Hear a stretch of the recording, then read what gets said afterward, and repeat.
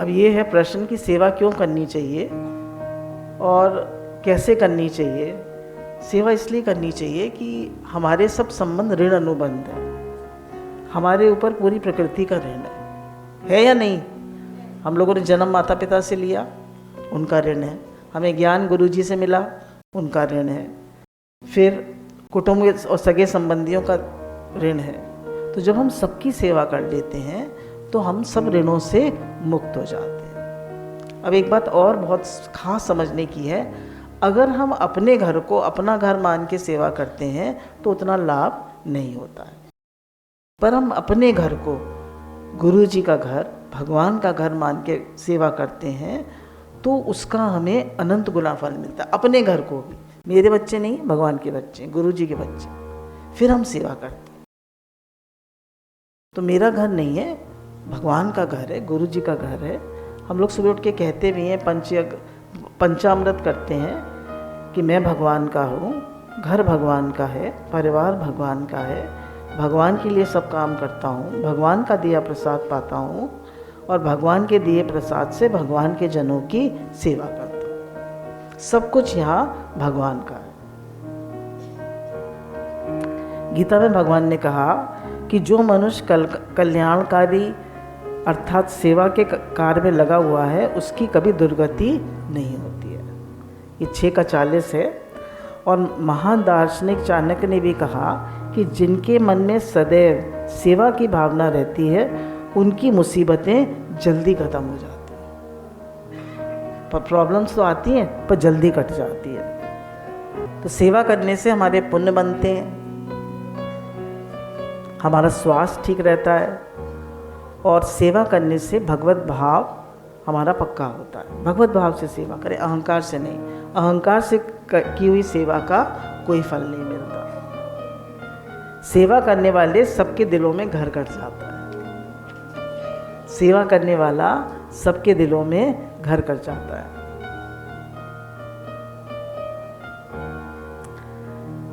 कर्म के पास ना कागज है ना किताब, फिर भी सारे जगत का हिसाब है। कर्म के पास ना कागज है ना किताब, फिर भी सारे जगत का हिसाब है। एक सेठ जी बहुत दयालु थे, धर्म कर्म में यकीन रखते थे। कोई ऋण मांगने आता तो कभी मना नहीं करते। पर उनके मुनीम जी पूछते कि इस जन्म में दोगे या अगले जन्म में? तो कोई कहता अगले जन्म में, कोई कहता इस जन्म में। तो एक बार एक चोर आया तो उसने कहा अगले जन्म में दूंगा। उसने उनकी तिजोरी देख ली, पूरा रात को चोरी करके ले जाऊंगा। तो वो उनके भैंसों का जो तबेला था उसमें छिप गया। तो उसे जानवरों की भाषा आती थी। तो उसने पूछा, उसने देखा कि 2 भैंस आपस में बात कर रही हैं। तो एक कह रही थी कि मैंने कहा था कि पिछले जन्म में अपना ऋण चुकाऊंगी, तो मैं 3 साल से वो चुका रही हूँ, दूध दे रही हूँ, और 3 साल से जो मैंने कर्जा लिया था उसका ऋण चुका रही हूँ। तो चोर डर गया और चला गया। उसने फिर चोरी नहीं करी। हम लोग क्या करते हैं? हम लोग ऋण तो ले लेते हैं, उसको चुकता करते हैं। तो एक देखिए, बहुत से लोग सास ससुर की सेवा नहीं करते, बहुत से लोग माता पिता की सेवा नहीं करते। जो लोग शादियों की लड़की आती है तो उसको सास ससुर की सेवा जरूर करनी चाहिए, और निष्काम सेवा तो जितनी हमसे हो पाए उतनी करनी चाहिए। हर एक चीज़ का ऋण हम पर चढ़ता है। तो भैंस ने क्या कहा कि मैं तो 3 साल से यहाँ दूध दे रही हूँ और 3 साल से मैं अपना कर्जा उतार रही हूँ। अब मेरा कर्जा उतर गया, अब मेरा शरीर शांत हो जाएगा। और दूसरी भैंस ने कहा मैंने भी कर्जा लिया होगा, तो मैं आई हूँ दूध देने के लिए। तो गुरु कहते हैं कि इस दुनिया में लेन देन का हिसाब चुकता हो जाए तो दुखों का भी अंत हो जाए। तो जो भी हमारे ऊपर कोई तकलीफ परेशानी कुछ भी आती है, सब लेन देन का हिसाब है।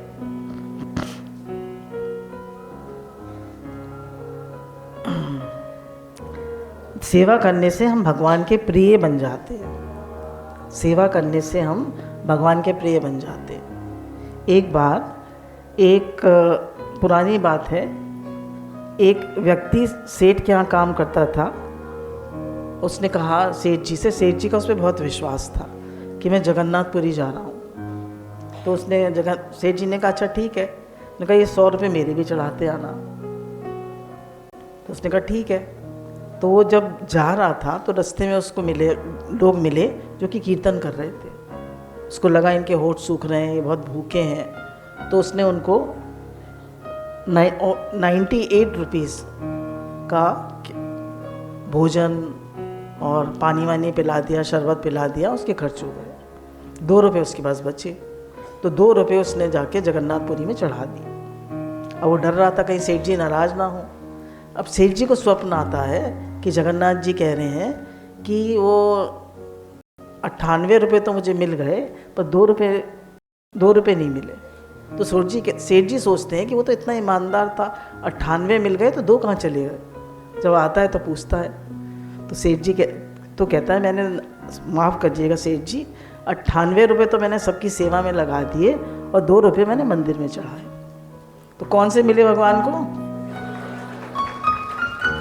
जो सबकी सेवा में लगा दे।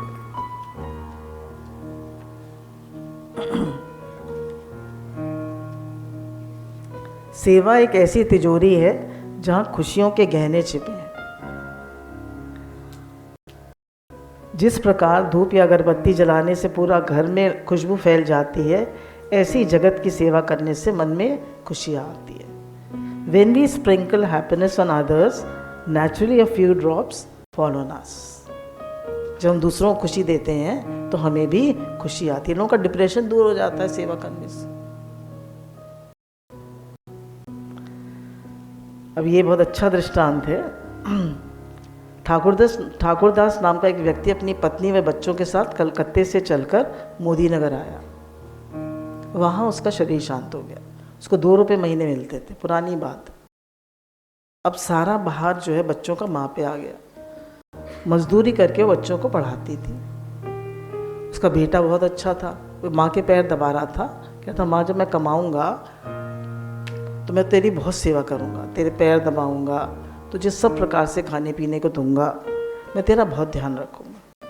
तो माँ कहती है हाँ बेटा, मुझे भी 3 गहने चाहिए। ध्यान से सुनिएगा, मुझे भी 3 गहने चाहिए। क्या? गांव में एक अच्छा स्कूल खुलवाना, गांव में चिकित्सालय नहीं, एक चिकित्सालय खुलवाना, और निर्धन असहाय बालकों को खाने पीने तथा पहनने की सुविधा देना। वो बालक आगे चलकर ईश्वर चंद विद्यासागर बना।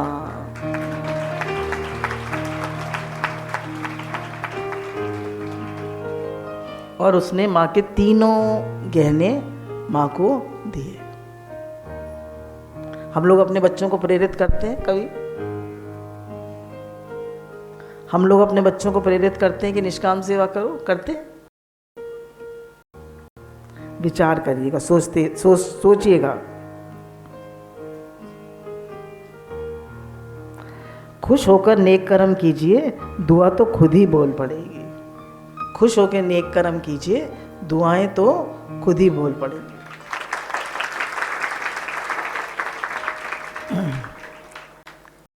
एक और सेवा में खास बात आती है, समत्व योग उच्चते।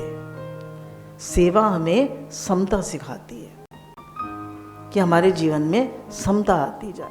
समता मतलब ईर्ष्या ना हो, राग द्वेष ना हो, कंपैरिजन ना हो, जेलसी ना हो। कोई दुख आ जाए तो वो दुख भी भगवान की तरफ से आया है, तो उसकी सहने की शक्ति भी भगवान देते हैं। अगर कोई बड़ा दुख आता है तो गुरु कहते हैं अब तुम सबकी सेवा में लगो। जैसे आपको एक बात बताएं, 10 से बहुत छोटी उम्र में 26-28 साल में शुगर की प्रॉब्लम हो गई, तो अम्मा जी ने कहा सबको मिठाई खिलाओ। तो मुझे बड़ा बुरा लगा। मैंने कहा पर देखिए गुरु की युक्ति होती है ना,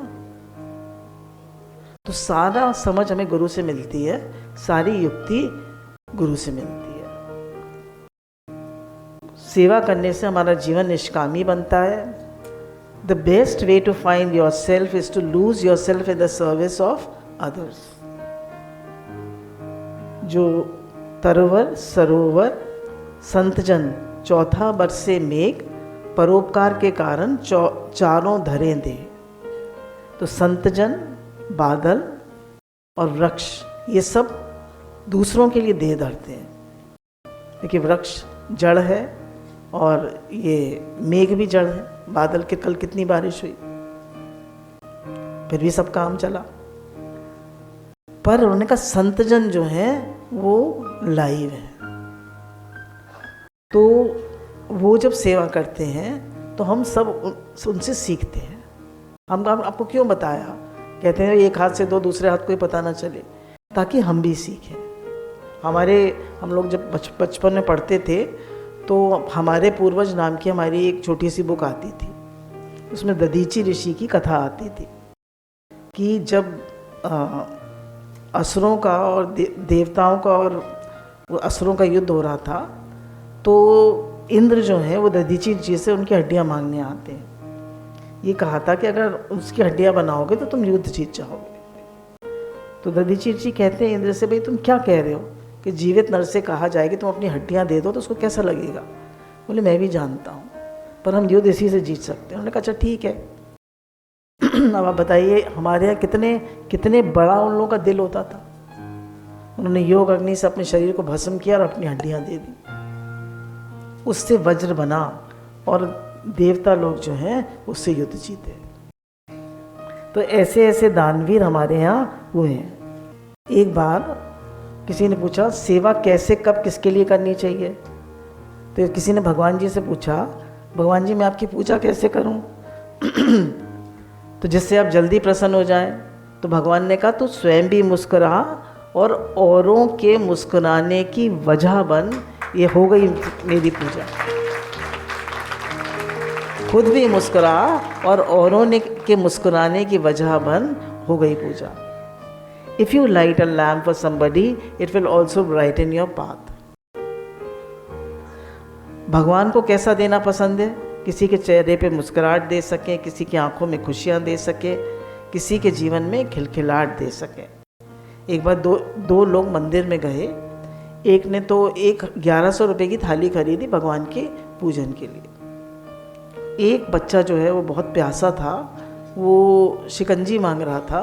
तो दूसरे ने जाके उसको शिकंजी पिलाई और एक उसकी गरीब माता थी, वो भी इलाज के लिए पैसे मांग रही थी, तो उनको पैसे दे दिए। कहा कि इलाज के लिए, दवाई के लिए पैसे दे दें। तो उस दूसरे ने कहा, जो उसका मित्र था जिसने 1100 रुपये की थाली खरीदी थी, कि तुमने तो मंदिर में कुछ नहीं चढ़ाया। बोले मेरे भगवान तो 11 रुपये में ही खुश हो गए।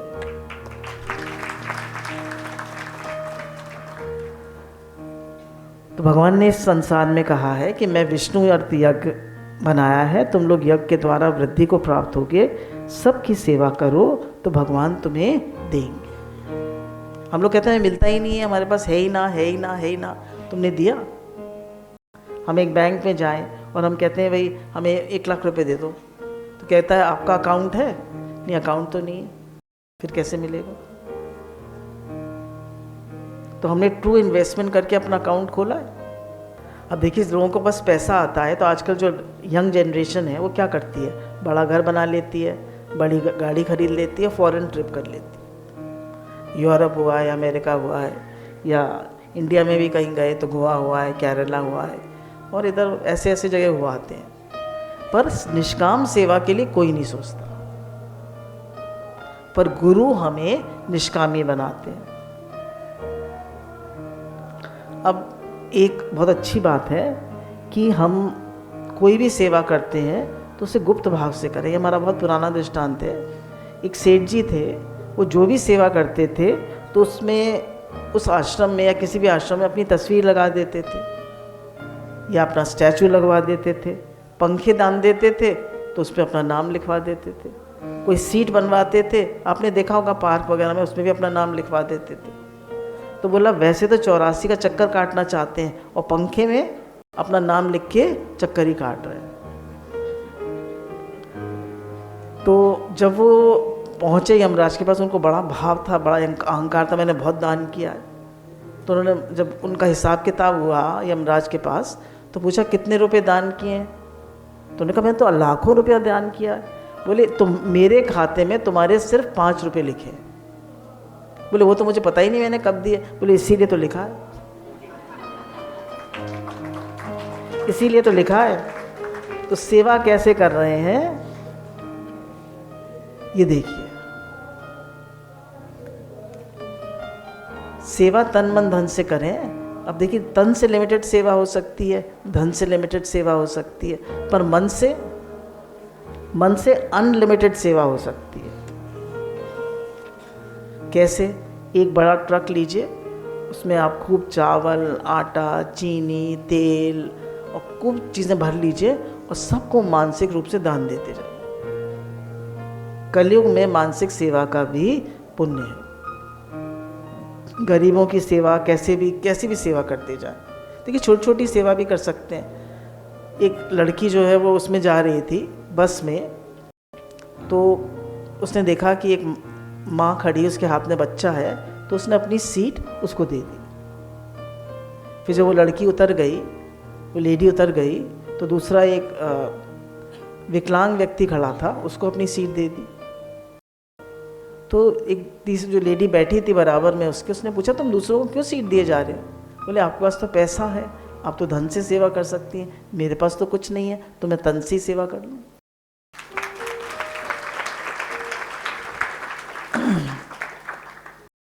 तो हम छोटी छोटी सेवा भी कर सकते हैं। जो कर्म या सेवा अपना आप जान के होती है, वो ट्रू इन्वेस्टमेंट है, उससे दुआएं मिलती हैं। पैसा तो बहुत लोग कमा लेते हैं, पर दुआएं कितने लोग कमाते हैं? हम लोग दुआएं कमा रहे हैं या पैसा? बोलिए, दुआएं कमा रहे हैं या पैसा? सबकी दुआएं कमाई। देखिए, मानसिक सेवा का एक बहुत ही अच्छा दृष्टांत है। एक बार एक व्यक्ति बड़ा कंजूस था, तो उसने गुरुजी से कहा कुछ ऐसी सेवा बता दीजिए जिससे धन खर्च ना हो। तो गुरुजी ने कहा ठीक है, मानसिक सेवा कर लेना। तो एक दिन उसने खीर बनाई और खीर का भोग भगवान को लगाया। अब वो जब खीर का भोग लगा रहा था तो उसमें ज़्यादा चीनी पड़ गई मानसिक सेवा में, तो वो चीनी निकालने लगा। तो भगवान ने उसका हाथ पकड़ लिया, बोले तेरी थोड़ी ना है कोई ये चीनी, ये तो मानसिक है। अब देखिए हमारी क्या हालत है। देखिए, हम लोगों को पता है मानसिक सेवा का बहुत पुण्य मिलता है, पर हमें याद ही नहीं रहता। याद रहता है? आज से याद रखिएगा, जब से पहले मानसिक सेवा जरूर करिएगा।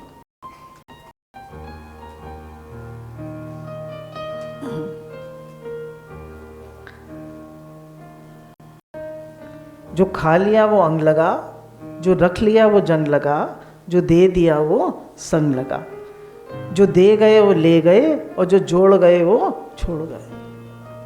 अब देखिए, बहुत बढ़िया बात है। गुरु कहते हैं कि यहाँ पर ले जाने की कोई व्यवस्था नहीं है ना? देकर जाओ या छोड़कर जाओ, ले जाने की कोई व्यवस्था नहीं। या तो छोड़ के इंसान मर जाता है या देकर जाता है, साथ ले जाने की कोई व्यवस्था है? जीवन भर मनुष्य धन धन धन करता रहता है, पर लास्ट में क्या होता है? निधन। तो गुरुजी यही कहते हैं कि जो भी तुम्हें मिला है, तन मन धन भाव, सबसे सेवा करते चलो। सारे शुक्राने गुरु भगवान।